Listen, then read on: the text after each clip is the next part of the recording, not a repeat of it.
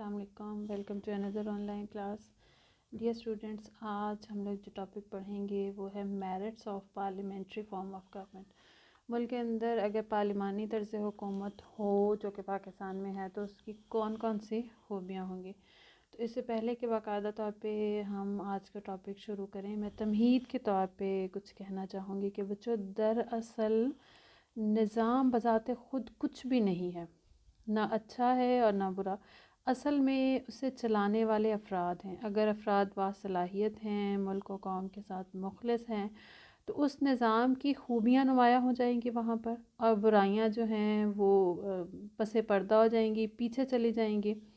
अगर हुक्मरान जमात नाअहल है और ख़ुद गर्ज़ अफराद पर मुश्तमिल है तो फिर ऐसे में खामियाँ नुमायाँ हो जाएंगी और अच्छाइयाँ जो हैं वो पोशीदा हो जाएंगी। तो बच्चों, याद रखिएगा कि अफराद की वो जमात जो हुक्मरान जमात कहलाती है, अगर ऐसे अफराद पर मुश्तमिल है जो मेहनती हैं, काबिल हैं, मुखलिस हैं मुल्क के साथ, कौम के साथ, तो फिर उस मुल्क को, उस कौम को तरक्की करने से दुनिया की कोई ताकत नहीं रोक सकती। और अगर वही अफराद जो हैं वो उनके पेश नज़र ख़ानदानी मफादात हैं, ज़ाती मफादात हैं, तो फिर वहाँ पर वो निज़ाम जो है वो नाकाम हो जाएगा और वो कौम जो है वो तरक्की नहीं कर सकती, वो मुल्क जो है वो तरक्की नहीं कर सकता। तो याद रखिएगा कि हम जितने भी ये निज़ाम पढ़ रहे हैं, हर निज़ाम की अपनी खूबियाँ हैं, अपनी खामियाँ हैं।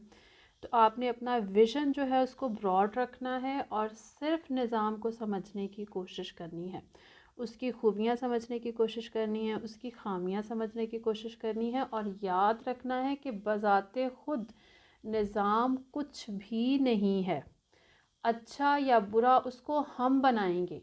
हमारी रिवायात, हमारी इक़दार, हमारा अमल, हमारा तर्ज़ अमल, हमारा तर्ज़ फ़िक्र किसी भी निज़ाम को अच्छा बना सकता है, बुरा बना सकता है। ये डिपेंड करता है कि हम और चलाने व हम से मुराद कौम, हम कैसे हैं, और उस निज़ाम को चलाने वाले जो हुक्मरान हैं, जो क़यादत है, वो किस तरह की और उनके पेश नज़र क्या है।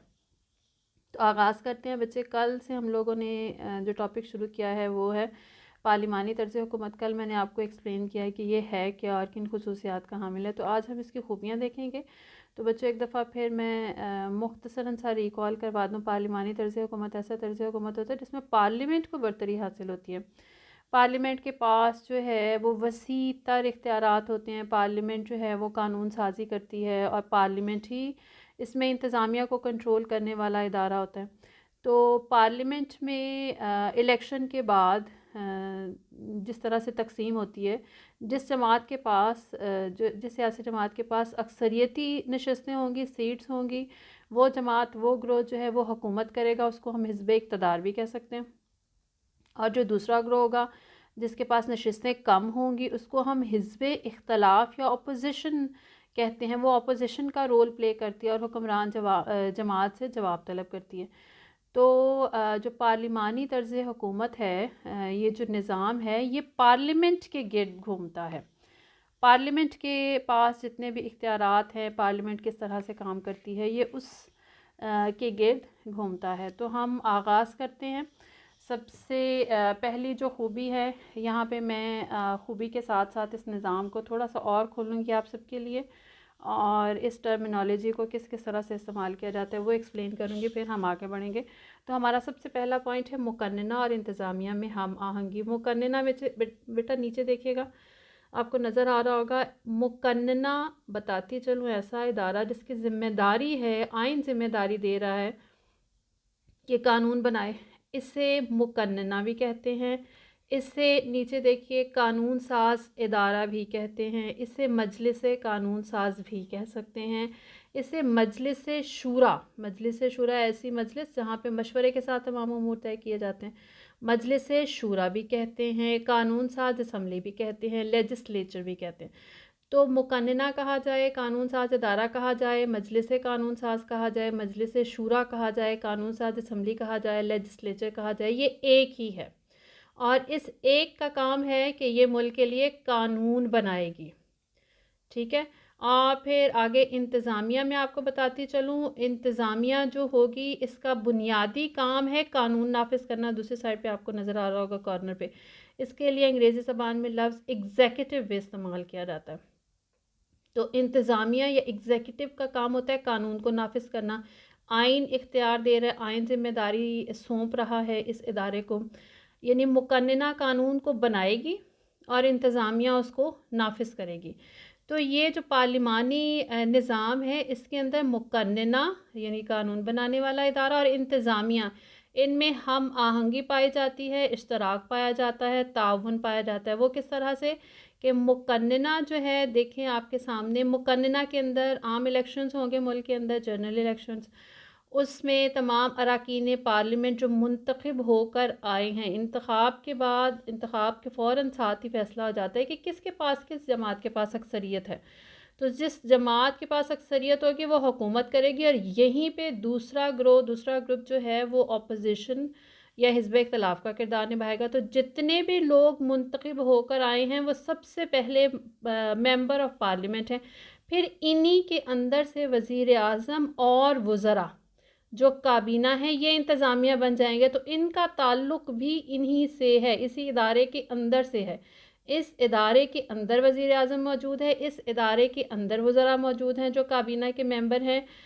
پارلیمنٹ کا انتخاب ہو گیا تو اس کے بعد پارلیمنٹ جو ہے وہ اپنے اعتماد کے ووٹ کے ذریعے سے وزیر اعظم کو منتخب کرے گی. وزیر اعظم منتخب ہو جائے گا تو وہ وزراء یا کابینہ کو تشکیل دے گا.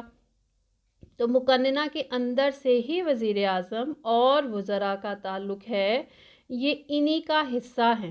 ٹھیک ہے، تو مقننہ بنائے گی قانون اور انتظامیہ اس کو نافذ کرے گی. تو ان دونوں اداروں کے درمیان ہم آہنگی ہے اس نظام میں.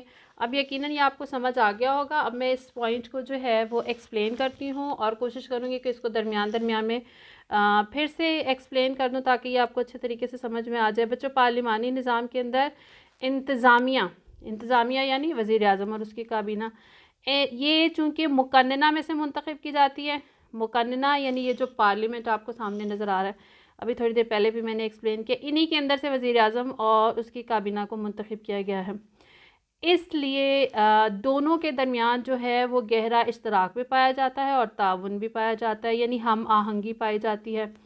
انتظامیہ جو ہے یعنی وزیر اعظم اور اس کی کابینہ قانون سازی میں مقننہ کی رہنمائی کرتے ہیں، یعنی پارلیمنٹ کی رہنمائی کرتے ہیں. انتظامیہ کا کام ہے نا نافذ کرنا، تو انتظامیہ مقننہ کی رہنمائی کرے گی، ان کو گائیڈ کرے گی کہ کس طرح کے قوانین چاہیے، کس طرح کے قوانین کی اس وقت ضرورت ہے. کیونکہ انتظامیہ جو ہے جب وہ نافذ کر رہی ہوتی ہے تو اس کو ملکی حالات کا علم ہوتا ہے، تو اس سبب وہ رہنمائی کر رہی ہوتی ہے. اسے معلوم ہوتا ہے کہ اس وقت کے تقاضے کیا ہیں، اس وقت کی انتظامی ضروریات کیا ہیں، کس طرح کے قوانین کی ضرورت ہے. تو وہ گائیڈ کرے گی مقننہ کو. بہت سارے مسودات جو ہیں وہ انہی کی جانب سے، کیونکہ یہ بھی ممبر آف پارلیمنٹ ہے، انہی کی جانب سے پیش کیے جاتے ہیں. اکثریتی جماعت ہے، حکومت ہے، انہی کی جانب سے پیش کیے جاتے ہیں اور پھر سب مل کے غور و خوض کرتے ہیں اور اس کے بعد اس کو منظور کر کے قانون بناتے ہیں. دوسری طرف اب یہ جو انتظامیہ ہے یعنی وزیر اعظم اور اس کی کابینہ، ان کی ذمہ داری ہے کہ یہ ان تمام قوانین کو ملک کے اندر نافذ کریں. تو مقننہ انتظامیہ جو ہے وہ مقننہ کے بنائے ہوئے قوانین کو پوری دلچسپی سے کیوں نافذ کرنے کی کوشش کرتی ہے؟ کیونکہ خود بھی وہ شریک تھی اور اس نے خود تگ و دو کر کے، خود کوشش کر کے رہنمائی فراہم کرتے ہوئے ان قوانین کو منظور کروایا ہے. تو اس طرح سے ان دو جو حکومتی ادارے ہیں ان کے درمیان ہم آہنگی پائی جاتی ہے اس نظام کے اندر. جہاں ضرورت ہو وہاں اشتراک عمل، مل کے کام کرنا، ایک دوسرے کے ساتھ تعاون کرنا، یہ نظر آتا ہے. اس نظام کے اندر ہمیں مقننہ اور انتظامیہ میں ٹکراؤ جو ہے وہ نظر نہیں آتا، جو عام طور پہ ہمیں صدارتی نظام کے اندر نظر آتا ہے. یہ تھا اس کا پہلا پوائنٹ، یہ تھی اس کی پہلی خوبی، اور یہی در حقیقت اس کی سب سے بڑی اور سب سے اہم خوبی ہے. اب ہم تھوڑا سا آگے چلیں گے اور آپ کے سامنے پوائنٹس ہیں. سب دوسرے نمبر پر آ جائے گا کہ یہ مضبوط طرز حکومت ہے. پارلیمانی طرز حکومت بچے مضبوط طرز حکومت بھی ہوتا ہے کیونکہ اس کی جو بنیاد ہے وہ عوامی رائے پہ رکھی جاتی ہے. جس طرح سے سیاسی جماعت جو ہے الیکشنز کے دنوں میں، عام انتخابات میں اکثریت کا ووٹ جس کو مل جاتا ہے، جو حاصل کر لیتا ہے، وہی سیاسی جماعت سیاسی طور پہ ملک کے اندر حکومت کر رہی ہوتی ہے.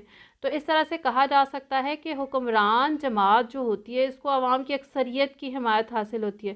تو بچوں جس حکمران جماعت کو عوام کا اعتماد حاصل ہوگا وہ یقیناً مضبوط ہوگی، کیونکہ عوام کا ساتھ ان کے ساتھ ہے، تو یہ مضبوط طرز حکومت ہوگا۔ اسی طرح سے پرامن حکومتی تبدیلی کہہ لیجئے یا اس کو انقلابات سے محفوظ نظام کہہ لیجئے، دونوں میں سے جو پوائنٹ آپ پسند کریں وہ آپ ہیڈنگ پسند کریں وہ آپ اس کو دے سکتے ہیں۔ تو پارلیمانی طرز حکومت کی دوسری خوبی یہ ہوتی ہے کہ بڑے اس نظام کے اندر بڑے پرامن طریقے سے جو ہے وہ حکومت تبدیل ہوتی ہے۔ آئین میں بتا دیا گیا ہوتا ہے کہ ہر حکومت کی جو مخصوص مدت ہے وہ کتنی ہے، عام طور پہ 5 سال ہوتی ہے، اور اس مدت کے دوران جو ہے وہ ہر حکومت کو موقع دیا جاتا ہے کہ وہ کام کرے، اپنی کارکردگی کا مظاہرہ کرے، کام کر کے دکھائے کہ کس طرح سے جو ہے وہ ان کا کام ملکی ترقی کے لیے مددگار ثابت ہوا ہے وغیرہ وغیرہ۔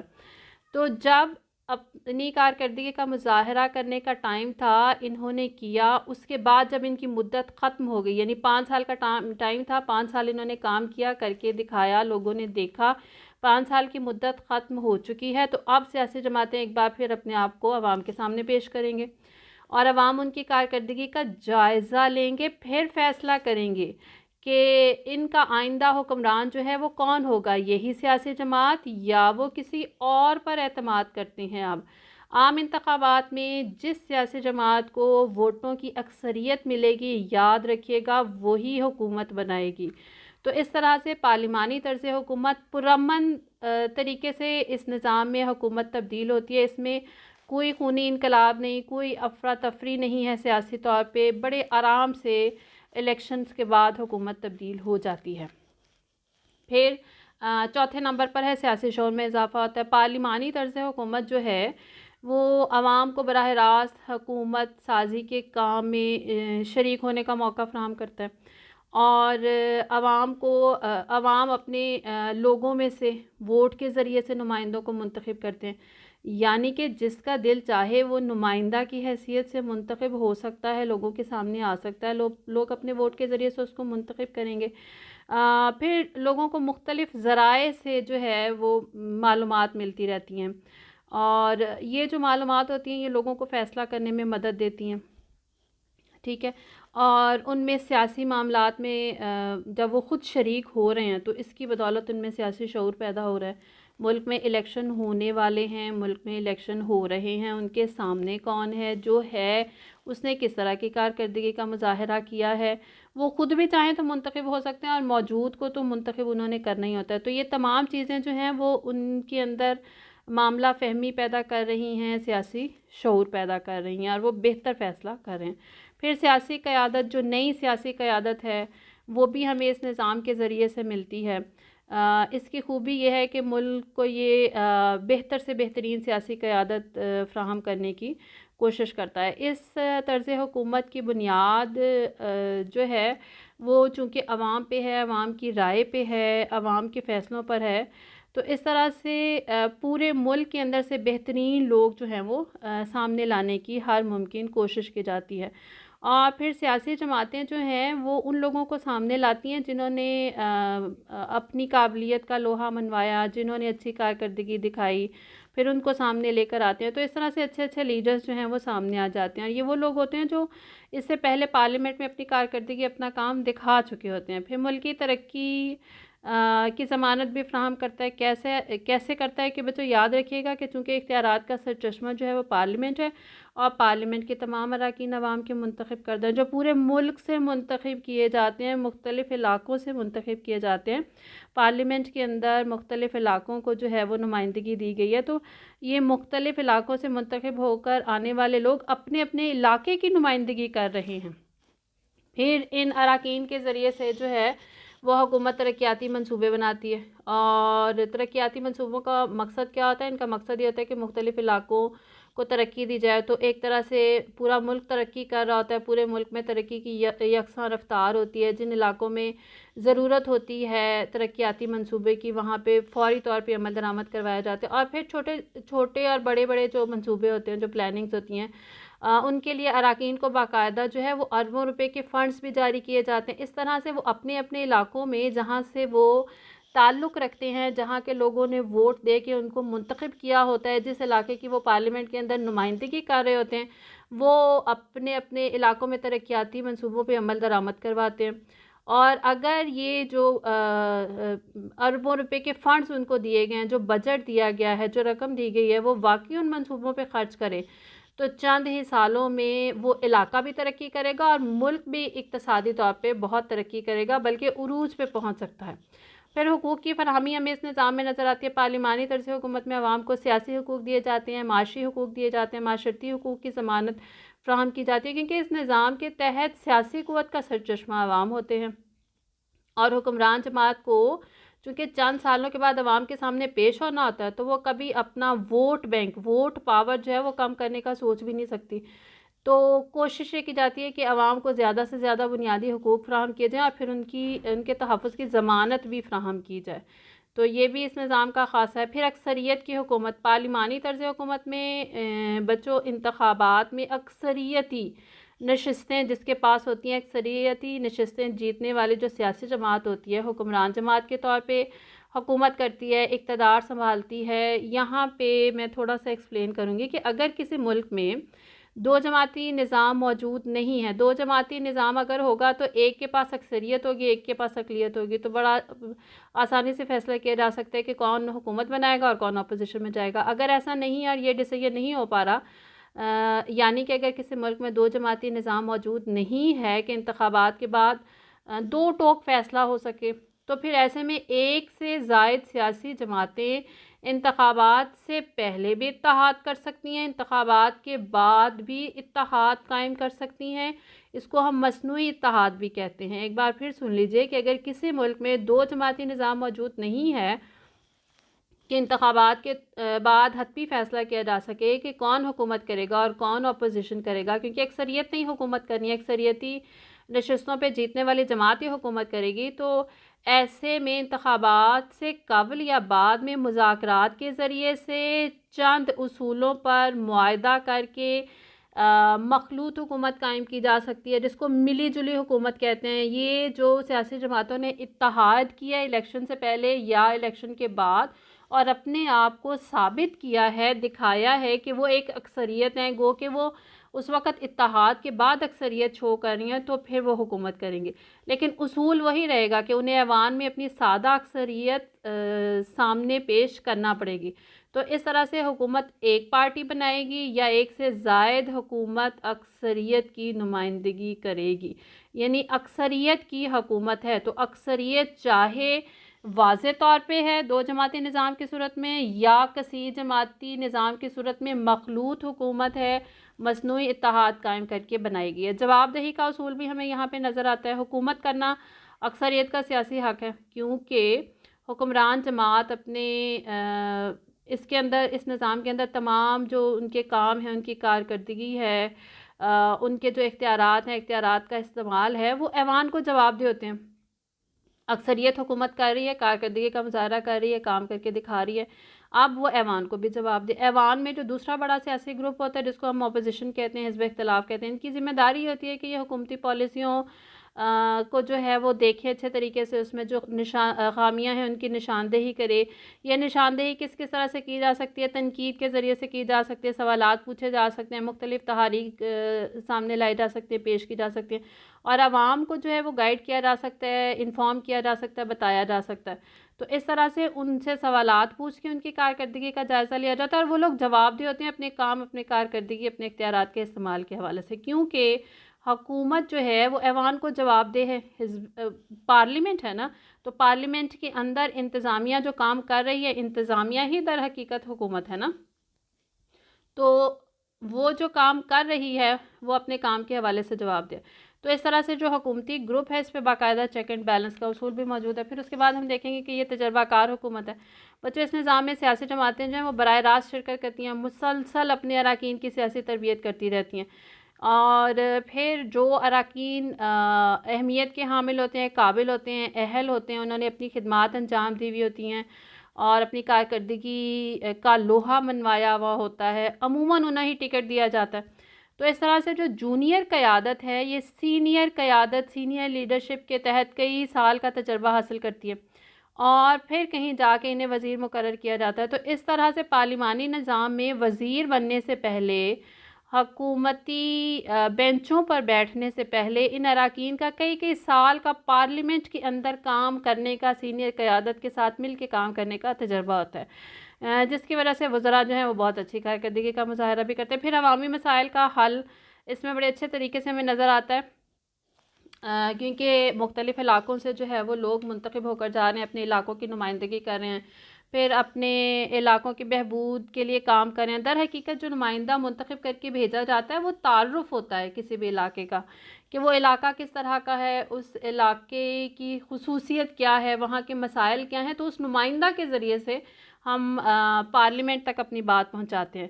تو پارلیمانی طرز حکومت اگر جمہوری روایات کو دیکھا جائے، جمہوری اصولوں کو دیکھا جائے، تو جمہوری روایات، جمہوری اصولوں کے مطابق مضبوط بنیادوں پر اگر استوار ہو تو عوامی مسائل کا بہترین حل اس میں پیش کیا جاتا ہے، کیونکہ تھوڑی دیر پہلے میں نے بتایا کہ پارلیمنٹ کے اندر ملک کے کونے کونے سے لوگ منتخب ہو کر آتے ہیں، مختلف علاقوں سے لوگ منتخب ہو کر آتے ہیں، جو براہ راست عوام کو، اپنی عوام کو، اپنے علاقے کو ریپرزینٹ کر رہے ہوتے ہیں، پھر مسائل سے آگاہ کر رہے ہوتے ہیں پارلیمنٹ کو، پھر بات کرتے ہیں کہ ہمارے علاقے کے اندر یہ مسائل ہیں، ان کو اس طرح سے حل کرنا چاہیے۔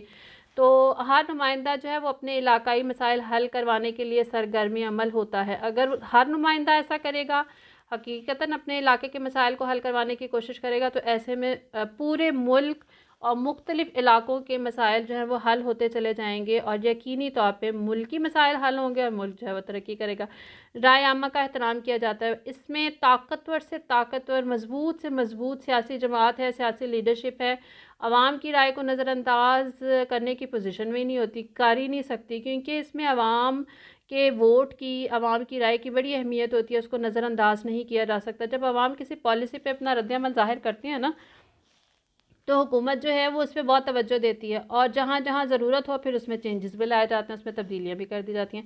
وحدت فکر و عمل کا نظام کا اصول ہمیں یہاں نظر آتا ہے کہ جو حکمران جماعت کے تمام اراکین ہیں، وہ اراکین کابینہ اور جو تمام اراکین ہیں وہ واضح طور پہ وزیر اعظم کی ہدایات پہ عمل کر رہے ہوتے ہیں۔ جس وقت کابینہ کا اجلاس ہو رہا ہوتا ہے، کسی بھی معاملے سے متعلق بات ہو رہی ہوتی ہے، تو فیصلہ کرنے سے پہلے جتنے بھی کابینہ کے اراکین ہیں، وزراء ہیں، وہ بحث اور مباحثے میں حصہ لے سکتے ہیں، دوران اجلاس وہ اختلاف رائے کر سکتے ہیں، لیکن جس وقت ایک ڈیسیژن ہو جائے گا، واضح اکثریت کے ساتھ کابینہ کا ایک فیصلہ ہو جائے گا، تو پھر اب اس فیصلے کو سب اون کریں گے، وہ سب پھر ایک ہو جائیں گے اور اس پہ عمل کریں گے، کیونکہ اس نظام کے اندر کل بھی میں نے آپ کو بتایا تھا کہ تمام اراکین پارلیمنٹ اکٹھے تیرتے ہیں، اکٹھے ڈوبتے ہیں۔ کسی ایک وزیر کی غلطی کا خمیازہ پوری پارلیمنٹ کو بھگتنا پڑ سکتا ہے، اور کسی ایک کا اچھا کام جو ہے وہ سب کے لیے کریڈٹ ثابت ہو سکتا ہے۔ تو یہاں پر وحدت فکر و عمل، پھر ان کی سوچ بھی ایک ہو جائے گی وزراء کی، اور پھر ان کا عمل بھی ہو جائے گا۔ اختلاف رائے کا حق ہے، اجلاس کے دوران ہے، لیکن فیصلہ ہو جانے کے بعد پھر وہ اس کو اون کرتے ہیں۔ لائق افراد کا تقرر ہمیں نظر آتا ہے۔ پارلیمانی طرز حکومت میں حکمران جماعت جو ہوتی ہے، اس کی پوری کوشش ہوتی ہے کہ لائق اور قابل ترین افراد کو چنا جائے اور ان کے سپرد محکمے کیے جائیں، تاکہ حکومتی کارکردگی بہتر ہو، اور اسی کارکردگی کی بنا پہ جو ہے وہ ایک طرف عوام کے مسائل حل ہوں گے اور دوسری طرف آئندہ کے لیے ان کی کامیابی کا راستہ جو ہے وہ بھی کھل جائے گا۔ تو لائق افراد کی صلاحیتوں سے فائدہ اٹھانے کی کوشش کی جاتی ہے، ان کا تقرر کیا جاتا ہے کابینہ کے اراکین کی حیثیت سے، وزراء کی حیثیت سے۔ تو بچے یہ تھی اس کی خوبیاں۔ کل انشاءاللہ ہم لوگ بات کریں گے اس کی خامیوں کے حوالے سے۔ تو آج کے لیے اتنا ہی، کل انشاءاللہ اسی نظام کی خامیوں کے حوالے سے ہم اپنی کلاس کا آغاز کریں گے۔ تب تک کے لیے اللہ حافظ۔